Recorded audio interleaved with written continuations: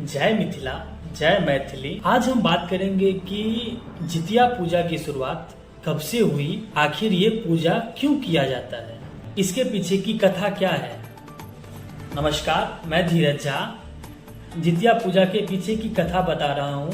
वैसे कथा तो अनेकों हैं, जैसे कि छील और सियारन की, महाभारत काल के द्रोणाचार्य के पुत्र अश्वत्थामा की, लेकिन इसमें भी सबसे लोकप्रिय कथा राजा जितुवाहन की मैं आप सबके बीच सुनाने जा रहा हूँ। अगर मुझसे कुछ गलती हो तो मुझे क्षमा करें और मुझे बताएं कि आखिर मुझसे क्या गलती हुई है।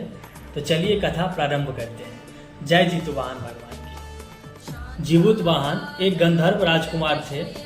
उनके पिता वृद्धावस्था में राजपाट छोड़कर आश्रम चले गए और उन्होंने अपने पुत्र जितुवाहन को वहां का राजा बना दिया। लेकिन जितुवाहन का मन राजपाट में नहीं लगता, इसीलिए उन्होंने अपने भाइयों को राज्य का कारभार सौंपकर वन में अपने पिता की सेवा करने के लिए अपने राज्य से निकल गए।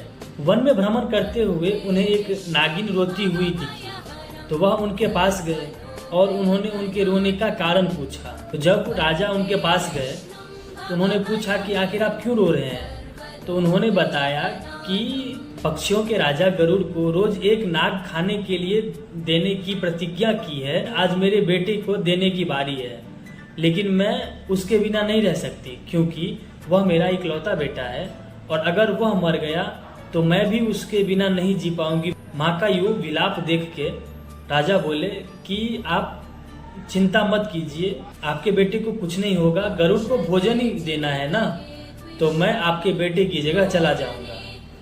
फिर नागमाता ने उन्हें एक वस्त्र दिया और बोला कि इसी वस्त्र में लपेटकर नागों को पहाड़ पे रखा जाता है और गरुड़ आकर के उसे अपना आहार बनाता है। तो फिर राजा ने वो वस्त्र ले लिया और खुद अपने में लिपट कर उस पहाड़ पे जाके लेट गए। जब गरुड़ के भोजन का समय हुआ तो वह पहाड़ पे आया। उन्होंने उस वस्त्र को चोंच में दबाकर उड़ने का चेष्टा किया, लेकिन वह उड़ नहीं पाए। उन्होंने देखा कि वस्त्र के अंदर मनुष्य है, कोई नाग नहीं।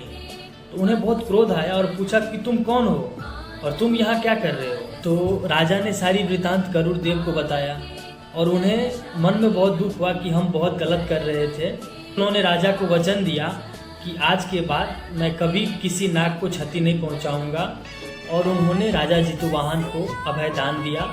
इसी घटना के बाद सभी माताएं अपने पुत्र की लंबी आयु और स्वास्थ्य के वरदान के लिए जितुवाहन भगवान की पूजा करना प्रारंभ किए। यह व्रत आश्विन मास के कृष्ण पक्ष के अष्टमी के दिन रखा जाता है। ऐसा कहा जाता है कि यह कथा भगवान शंकर ने माता पार्वती को सुनाई थी। एक बार प्रेम से बोलिए, जितुवाहन भगवान की जय।